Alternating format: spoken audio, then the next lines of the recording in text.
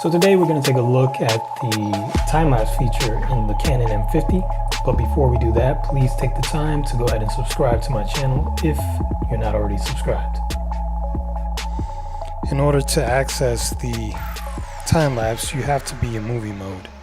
So if you're in any of the picture modes, manual or aperture or shutter, none of that is going to work. So you got to make sure you're in movie mode right there.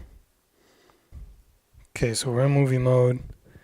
We go into our menu, shoot settings, and then we go over to 1, and then you see time-lapse movie. You enable it, and you can choose between the scenes. So it kind of gives you an idea. It says shooting moving subjects such as walking people. You would choose scene 1, shooting slowly changing subjects such as clouds, 2, and for shooting slowly changing scenes, 3, or you could just do custom.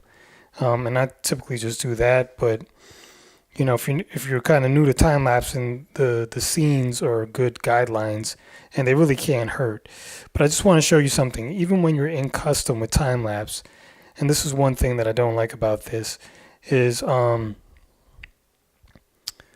if you go into your intervals and shots, as you see here, the highest that you can set the interval to is 30.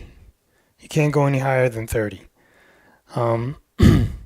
30 is pretty decent, but there might be times where you want really, really long intervals. You might want a 1 minute interval, 2 minutes, 5 minutes, 10 minutes. For instance, if you were trying to time lapse maybe the growth of a plant, you're shooting a plant and it's outside on your lawn, it's going to be a nice sunny day.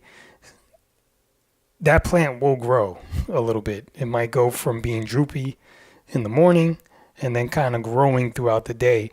And you're going to need some long time-lapse intervals to show that. So you won't be able to do that if you can't control the intervals. That's just one example that I can think of. I'm sure there's many others that people can think of, people that actually do a lot of time-lapsing. Sometimes you're going to need more than 30 seconds, so you don't have that. Other than that, everything else is pretty cool. What I do like that they do is they kind of show you. It gives you an idea of how long your time lapse is going to be. So it does the math for you. So it's saying for a 30-second interval with 390 shots, it's going to be a 13-second video. And the camera is going to run for 3 hours and 14 minutes. So you kind of know. You don't have to do the math. It does the math for you. That I freaking love, because if you watched my time-lapse video for the Yi 4K action cam, you got to do the math yourself, and sometimes it could get a little complicated. You should check that video out if you haven't seen it already. I just want to show you some other stuff. And then, of course, other things in here to note. Here's where you set it to 4K. That's important because you can also set this to full HD. If you set it to full HD, you're just going to have that. You're going to have a 1080p time-lapse video. And, that's not a bad thing if you don't want to manipulate it any. But if you shoot in 4K, that will allow you to kind of crop in. You can do like a fake slide right, slide left, tilt up, tilt down. You can move around as the time-lapse is going. So you kind of fake as if you had some type of dolly or something going.